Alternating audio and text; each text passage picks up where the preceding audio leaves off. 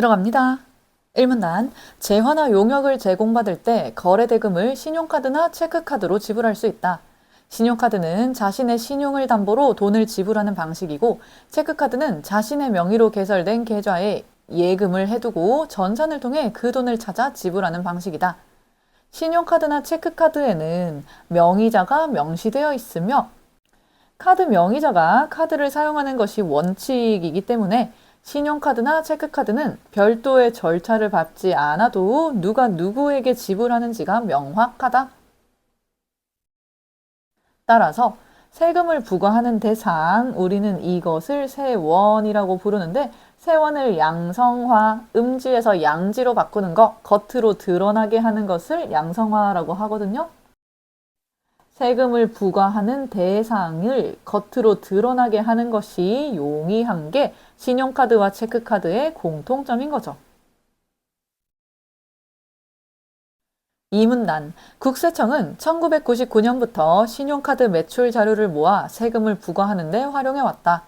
그러나 거래대금을 현금으로 지불하는 현금거래의 경우 기존의 제도만으로는 세원을 양성화하기에 한계가 있었다. 이에 따라 2005년부터 현금 영수증 제도를 도입해 시행하고 있다 했으니까 세원을 양성화하지 못하는 한계를 해결하기 위해서 현금 영수증 제도가 시행됐다는 얘기고요. 당연히 이때의 현금 영수증 제도는 세원을 양성화하기 위해서 시행되는 거죠. 당연히 이때의 현금 영수증 제도는 결과적으로 세원, 누구에게 세금을 부과해야 하는지가 겉으로 드러나는데 일조하게 될 거예요. 가령 예를 들어 음식점과 같은 현금 영수증 가맹점에서 재화나 용역을 현금으로 구매하면 현금 영수증 가맹점은 현금 영수증 발급 장치를 통해 현금 영수증 사업자에게 현금 영수증의 발행 승인을 요청한다. 주의하셔야 되겠네요. 현금 영수증 제도의 절차에 대한 설명인데요.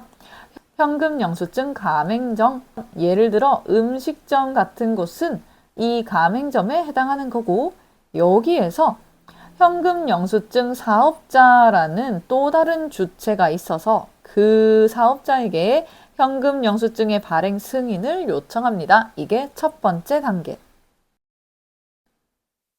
이때 현금 영수증 사업자는 현금 영수증 가맹점으로부터 현금 거래 내역을 수입하는 사업자를 가리키는데 현금 영수증 사업자는 현금 영수증이 요청된 즉시 승인 번호를 부여하여 실시간으로 현금 영수증 발행을 승인합니다. 이게 두 번째 과정인 거고요. 빨간 펜으로 강조 좀 할게요. 요청된 즉시 발행하여야 하니까 실시간으로 이런 과정이 진행이 됩니다. 그리고 현금 거래 내역을 수집해 두었다가 다음날 국세청으로 전송합니다. 마찬가지 주의하셔야 되는 포인트는 다음날이 되는 거고요.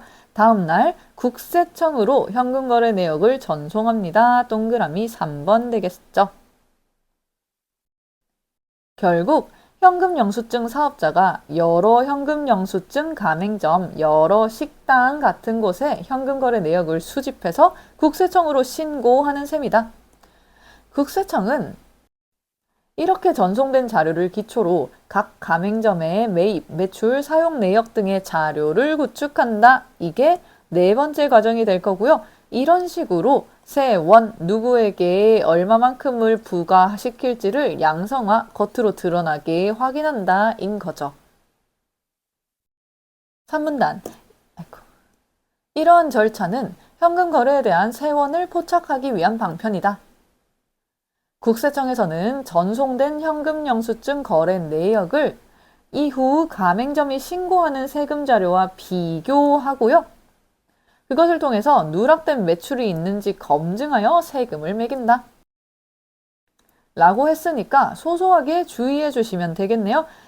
현금 영수증 사업자가 제공한 거래 내역을 바탕으로 그것 자체가 바로 세금을 부과하는 기준이 되는 게 아니라 세금의 기준은 기본적으로 가맹점이 자체적으로 신고하는 세금 자료가 되는 거고요.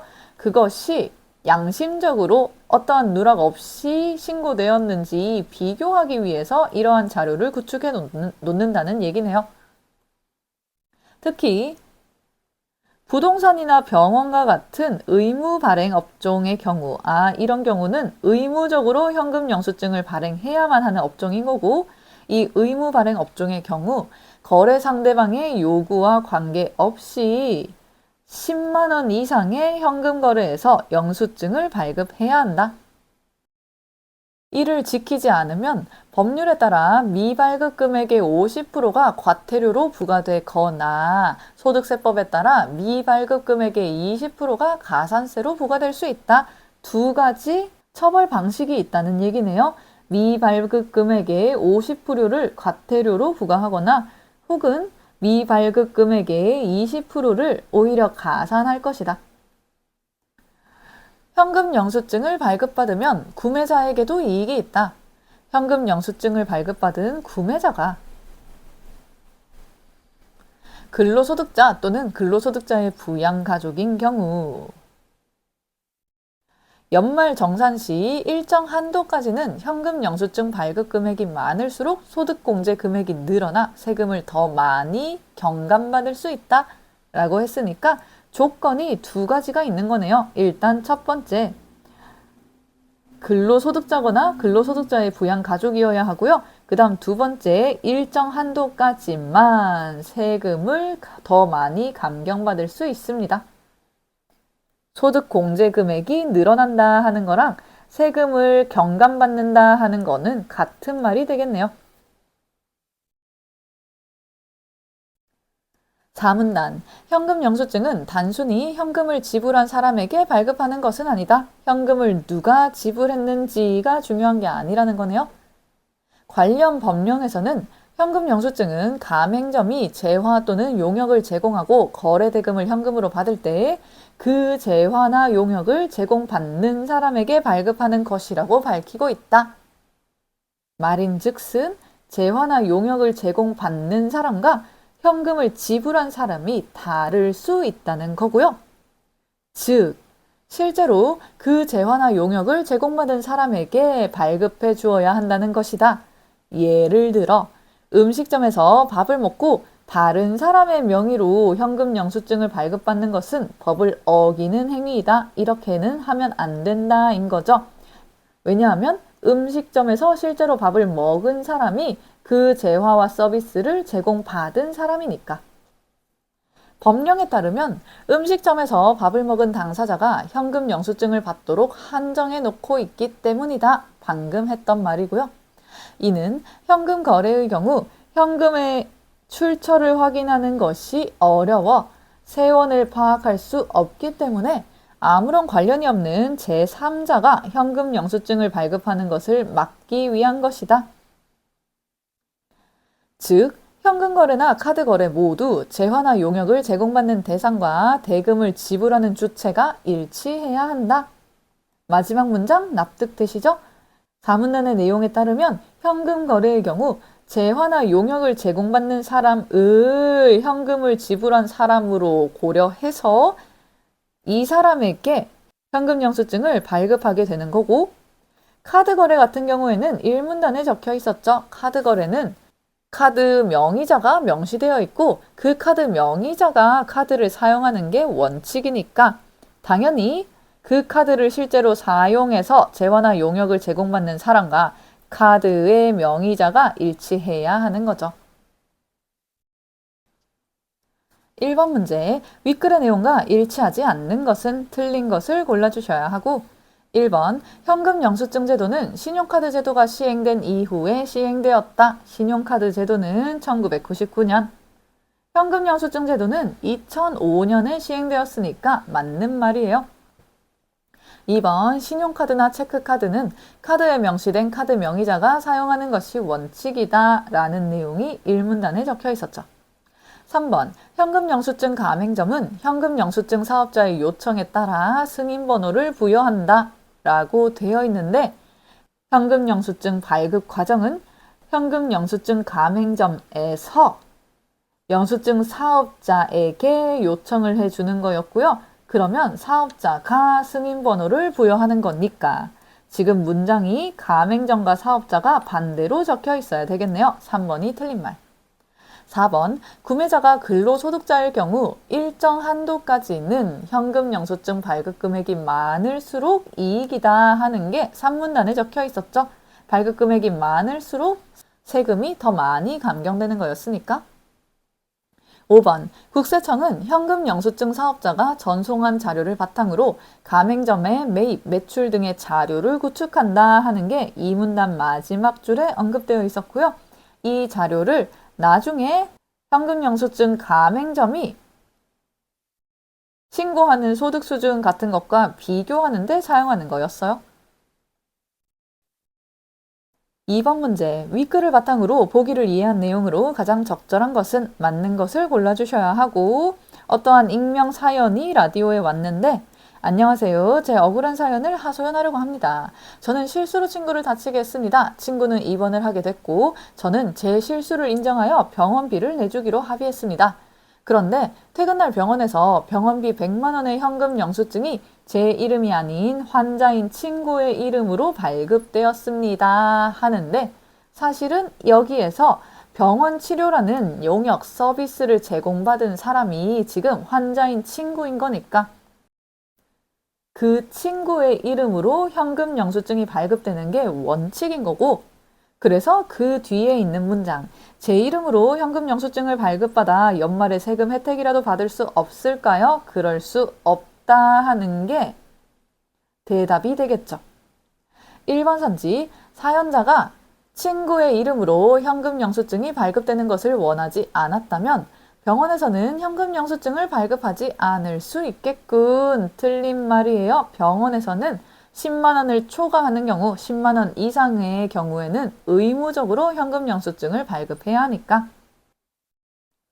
2번 선지, 사연자는 현금 영수증 사업자에게 병원비를 지불한 사람이 본인임을 밝히면 현금 영수증의 승인번호를 다시 부여받을 수 있겠군. 그럴 수 없습니다. 어차피 본인의 명의로 현금 영수증을 발급할 수 없으니까. 3번 선지, 사연자가 현금으로 병원비를 지불하였지만 병원에서 치료를 받은 당사자가 친구이므로 사연자가 현금 영수증을 발급받는 것은 법에 저촉되겠군. 이게 맞는 말이죠. 4번, 사연자가 신용카드로 병원비를 지불하였다면 대금 지불의 주체와 병원 치료를 받은 당사자가 일치하는 것으로 보아 치료를 받은 친구가 소득공제를 받을 수 있겠군. 일단 신용카드라면 소득공제를 받는다라는 근거 자체가 지문에 없었고요. 그리고 신용카드로 병원비를 지불했다면 친구 명의가 아니라 사연자의 명의로 병원비가 지불된 거라서 친구는 어쨌거나 이러한 혜택을 받는데 아무런 영향이 없겠죠. 5번, 사연자가 친구의 이름으로 발급된 현금 영수증을 국세청에 제출한다면 국세청은 병원의 현금 거래 자료에 누락분이 없는지 검증하여 과태료나 가산세를 부과할 수 있겠군. 친구의 이름으로 발급된 현금 영수증은 사연자의 세금에는 전혀 관련이 없을 거고요. 그래서 국세청이 이것을 과태료나 가산세를 부과하기 위한 근거로 사용하지도 않을 거예요. 틀린 말. 3번 문제, 가에 의해 발생하는 효과로 가장 적절한 것은 맞는 것을 골라주셔야 하고, 이때 가는 현금 영수증 제도를 도입해서 시행하는 거였어요. 그것에 따른 효과는 아무래도 세원을 양성화하는 거였으니까 정답이 5번, 현금 영수증 가맹점에 현금 거래 내역을 가감 없이 기록하여 전송하므로 정확하게 세금을 부과하는 것이 가능해지겠죠. 나머지 선지 보시면 1번, 거래 대금을 현금으로 지불하는 구매자의 개인정보를 숨기는 게 아니라 오히려 양성화시키는 게 목표였고요. 2번, 의무 발행 업종을 확대하여 현금 영수증의 총 금액이 줄어들도록 유도하지 않겠죠. 총 금액은 늘어날 거예요. 3번, 신용카드나 체크카드 사용을 유도한다라는 앞에 있는 내용 자체가 현금 영수증 제도의 시행 효과로 언급된 적이 없으니까 틀린 선지가 되고요. 4번, 근로소득자의 부양가족인지 여부에 따라 연말 정산 시 구매자의 소득공제 금액을 차감하는 것이 가능해진다라고 적혀 있는 거 역시 현금 영수증의 효과랑은 관련이 없는 내용입니다. 부양가족 여부에 따라서 소득공제 금액이 차감된다 하는 것도 사실관계가 틀리고요. 4번 문제. 문맥상 A에서 E와 바꿔쓰기에 적절하지 않은 것은 틀린 것을 골라주셔야 하고, 정답인 1번 선지만 보시면 지문에 있었던 건 절차를 밟지 않는다라는 말이었어요. 이때의 절차를 밟는다라는 건 정해져 있는 과정을 순서대로 이행한다라는 내용이니까 특정한 어떠한 전공, 학과와 관련돼서 전공을 이수한다라는 표현으로 바꿀 수는 없겠네요. 여기까지 이 지문 설명 마무리하도록 할게요. 고생했어요.